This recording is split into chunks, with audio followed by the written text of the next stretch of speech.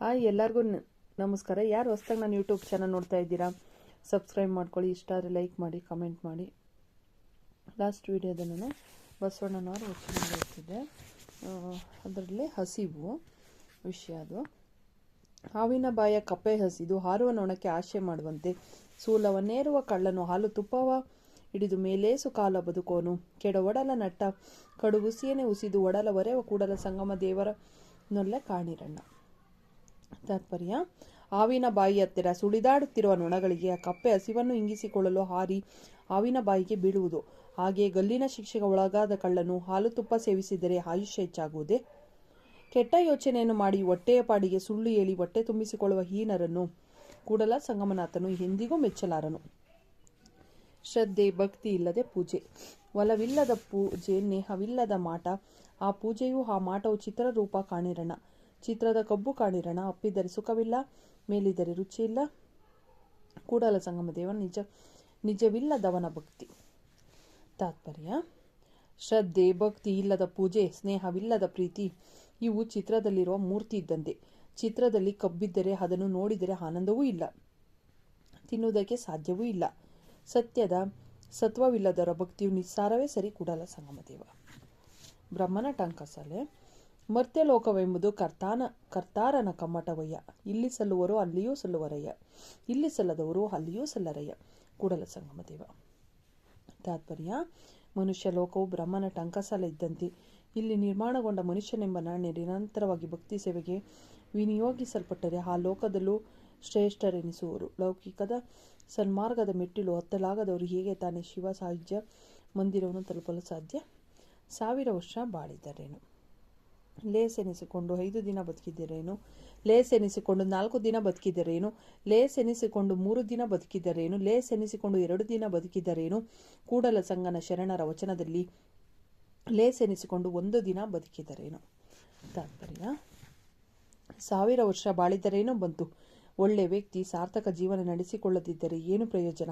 ಆತನ ದೀರ್ಘಾಯುಷ್ಯದಿಂದ ಉಂಟಾಗುವ ಫಲವಾದರೂ ಏನು? ಕೀರ್ತಿಯನ್ನು ಪಡೆದು ಎಲ್ಲರಿಂದಲೂ ಹೊಗಳಿಸಿಕೊಂಡು ಸತ್ಕೀರ್ತಿನ ಪಡೆದುಕೊಂಡು 5, 4, 3, 2 ದಿನಗಳ ಕಾಲ ಬದುಕಿದರೂ ಸಾಕು, ಜನ್ಮ ಸಾರ್ಥಕವಾಗುವುದು. ಆ ಬದುಕು ಕೂಡಲ ಸಂಗಮ ಸದ್ಭಕ್ತರಲ್ಲಿ ಶ್ರೇಷ್ಠ ಎಂಬ ಹೊಗಳಿಕೆ ಪಡೆದರೆ ಸಾಕು. ಕೂಡಲ ಸಂಗಮ ದೇವ. ಸಿರಿವಂತಿಕೆ ಭೂತ. ಹಾವು ತಿಂದವರ ನುಡಿಸಬಹುದು, ಗರ ಒಡೆದವರ ನುಡಿಸಬಹುದು. ಸಿರಿ ಗರ ಒಡೆದವರ ನುಡಿಸಲು ಬಾರದು ನೋಡಯ್ಯ. ಬಡತನವೆಂಬ ಮಂತ್ರವಾದಿ ಹೋಗಲು ಒಡನೆ ನುಡಿವರು. ಕೂಡಲ ಸಂಗಮ ದೇವ. ತಾತ್ಪರ್ಯ: ಹಾವನ್ನು ತಿಂದವರನ್ನು, ವಿಷವನ್ನು ಕುಡಿದವರನ್ನು, ದೆವ್ವಭೂತ ಬಡಿದುಕೊಂಡವರನ್ನು ಸರಿಯಾಗಿ ಮಾತನಾಡಿಸಬಹುದು. ಆದರೆ ಸಿರಿವಂತಿಕೆ ಭೂತ ಬಡಿದವರನ್ನು ಮಾತನಾಡಿಸುವುದು ಅಸಾಧ್ಯ.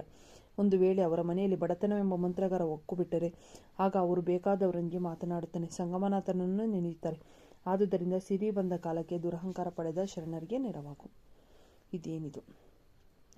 ಕುಂಬಳಕಾಯಿಗೆ ಕಬ್ಬುನದ ಕಟ್ಟಿಕೊಟ್ಟರೆ ಕೊಳೆಯುವುದಲ್ಲದೆ ಬಲ ಆಗಬಲ್ಲದೆ. ಅಳಿಮನದಂಗೆ ಶಿವದೀಕ್ಷೆಯ ಕೊಟ್ಟರೆ ಭಕ್ತಿ ಎಂತಹುದೋ ಮುನ್ನಿನಂತೆ. ಕೂಡಲ ಸಂಗಯ್ಯ. ಮನಹೀನನ ಮೀಸಲ್ ಕಾಯ್ದಿರಿಸಿದಂತೆ. ತಾತ್ಪರ್ಯ: ಇದೇನಿದು? ಕುಂಬಳಕಾಯಿಗೆ ಕಬ್ಬಿಣದ ಹೊದಿಕೆಯನ್ನು ಹಾಕಿದಾಕ್ಷಣ ಅದು ಕೊಳೆತು ಹೋಗದೆ ದೊಡ್ಡದಾಗುವುದೇ? ಪಾಪಿಗೆ ಲಿಂಗಧಾರಣೆ ಮಾಡಿದರೆ ಅವನಿಗೆ ಭಕ್ತಿ ಹುಟ್ಟುವುದೇ? ಬಾಹ್ಯ ಆಡಂಬರಕ್ಕಿಂತ ಅಂತರಂಗ ಶುದ್ಧಿಯೇ ಬಹಳ ಮುಖ್ಯ. ಕೂಡಲ ಸಂಗಮ ದೇವ. ಮೊನ್ನೆ ಇದು ವಚನಗಳು ಇನ್ನೂ ಇದೆ, ಅದು ನೆಕ್ಸ್ಟ್ ವಿಡಿಯೋದಲ್ಲಿ ಕಂಟಿನ್ಯೂ ಮಾಡ್ತೀನಿ. ನಮಗೆ ಭಗವದ್ಗೀತೆ ಅಂದರೆ ಅದು ಒಂದು ಪವಿತ್ರವಾದ ಗ್ರಂಥ. ಅದನ್ನು ನಾವು ಎಲ್ಲಿ ಹೇಳ್ತಾರೋ ಆ ಸ್ಥಳದಲ್ಲೂ ಒಂದು ಪಾಸಿಟಿವ್ ಎನರ್ಜಿ, ಪಾಸಿಟಿವ್ ವೈಬ್ಸ್ ನೋಡ್ಬೋದು. ಇವಾಗ ತುಂಬ ಜನ 15-20 ಜನ ಹೆಣ್ಮಕ್ಳು ಸೇರಿಕೊಂಡು ಮನೆಗೂ ಹೋಗಿ ಭಗವದ್ಗೀತೆ ಅಂದರೆ ಏನು, ಅದನ್ನು ಹೇಳೋದ್ರಿಂದ ಏನಾಗುತ್ತೆ ಮನೇಲಿ ಅನ್ನೋದ್ರ ಬಗ್ಗೆ 18 ಅಧ್ಯಾಯಗಳನ್ನು ಸವಿಸ್ತಾರವಾಗಿ ಹೇಳ್ತಾ ಬರ್ತಿದ್ದಾರೆ. ಅದನ್ನು ಅಕ್ಕಪಕ್ಕದವ್ರನ್ನಾಗಲಿ ಕೆಲವ್ರನ್ನ ಕರೀತಿದ್ದಾರೆ. ಏಕೆಂದರೆ ಅದ್ರ ಬಗ್ಗೆ ಗಂಧ ಗಾಳಿನೇ ಗೊತ್ತಿಲ್ಲ, ನಮಗೆ ಅದ್ರ ಬಗ್ಗೆ ಗೊತ್ತಿಲ್ಲ ಅನ್ನೋದಕ್ಕಿಂತ ಎಷ್ಟೋ ಜನದ ಮೇಲೆ ಬುಕ್ಸ್ ತಂದಿಟ್ಟಿರ್ತಾರೆ, ಎಲ್ಲೋ ಎಸ್ತಿರ್ತಾರೆ. ಚಿನ್ಮಯಾನಂದ ಮಿಷನ್ ಅವರು ಒಬ್ಬರು ಸ್ವಾಮೀಜಿ ಹೇಳ್ತಿರೋ, ಅಟ್ಲೀಸ್ಟ್ ನೀವು ಬುಕ್ಸ್ ಇಟ್ಕೊಂಬಿಟ್ಟು ಅದು ಇಟ್ಬಿಟ್ಟು ಪೂಜೆ ಮಾಡಿ. ನಿಮ್ಮ ಕೈಲಿ ಓದೋಕ್ಕಾಗಲಿಲ್ಲ ಅಂದರೆ ಇಟ್ಬಿಟ್ಟು ಪೂಜೆ ಮಾಡಿ.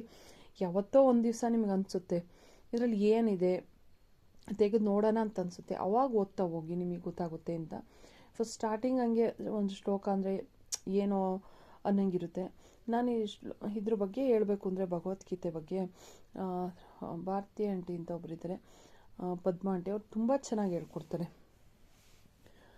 ಟಿಪ್ಟೂರಲ್ಲಿರೋರು ಅವ್ರನ್ನ ಸಂಪರ್ಕಿಸ್ಬೋದು. ಏಕೆಂದರೆ ಅದ್ರ ಬಗ್ಗೆ ಐಡಿಯಾನೇ ಇಲ್ಲ, ನಮ್ಗೆ ಹೇಳಕ್ಕೆ ಬರ್ತಾನೆ ಇಲ್ಲ ಅನ್ನೋರಿಗೆ ಅವರು ತುಂಬ ಚೆನ್ನಾಗಿ ಮನದಟ್ಟಾಗಿ ಹೇಳ್ಕೊಡ್ತಾರೆ. ಅದು ಏನೋ ಗೊತ್ತಿಲ್ಲ ಅನ್ನೋದಕ್ಕಿಂತ ಸ್ವಲ್ಪ ಗೊತ್ತಿದೆ ಅನ್ನೋದು ಉತ್ತಮ. ಲಾಸ್ಟಿಗೆ ಓದ್ತಾ ಓದ್ತಾ ಅದು ಫಸ್ಟ್ ಶ್ಲೋಕ ಕಲ್ತ್ಕೊಂಡು ಆಮೇಲೆ ತಾತ್ಪರ್ಯನ ಕಲ್ತ್ಕೊತ ಹೋದರೆ ಎಷ್ಟೋ ಒಂದು ಇದಾಗುತ್ತೆ. ಈಗ ಮನೆಗಳಲ್ಲಿ ಒಂದು ಪೂಜೆ ಯಜ್ಞ ಎಲ್ಲ ಮಾಡಿಸ್ತಾರೆ ನೋಡಿ, ಅದೇ ಥರ ಅದನ್ನು ಬಂದು ಬೇರೆಯವ್ರಿಗೆ ಹೇಳೋದ್ರಿಂದನೂ ನಾವು ಹೇಳ್ಕೋಬೇಕು. ಅಷ್ಟು ಜನ ಒಟ್ಟಿಗೆ ಹೇಳೋದ್ರಿಂದ ಅದೊಂದು ಪಾಸಿಟಿವ್ ಎನರ್ಜಿ ಅಂತ ತುಂಬ ಜನ ಮಾಡಿಸಿರೋರೆಲ್ಲ ಒಬ್ಬರು ನೋಡಿ ಒಬ್ಬರು ಮಾಡಿಸ್ತಾ ಇದ್ದಾರೆ. ತುಂಬ ಒಳ್ಳೆಯದು ಆಗ್ತಾ ಇದೆ. ಅದು ನಾನು ಇದರಲ್ಲಿ ಒಂದು 3 ಅಧ್ಯಾಯ ಮಾತ್ರ ಹೇಳಿದ್ದೀನಿ. ನೆಕ್ಸ್ಟ್ ಕಂಟಿನ್ಯೂ ಮಾಡ್ತೀನಿ. ವಚನಗಳು ಮುಗಿದಾಗ ಅದನ್ನೇ ಕಂಟಿನ್ಯೂ ಮಾಡ್ತೀನಿ. ಧನ್ಯವಾದಗಳು.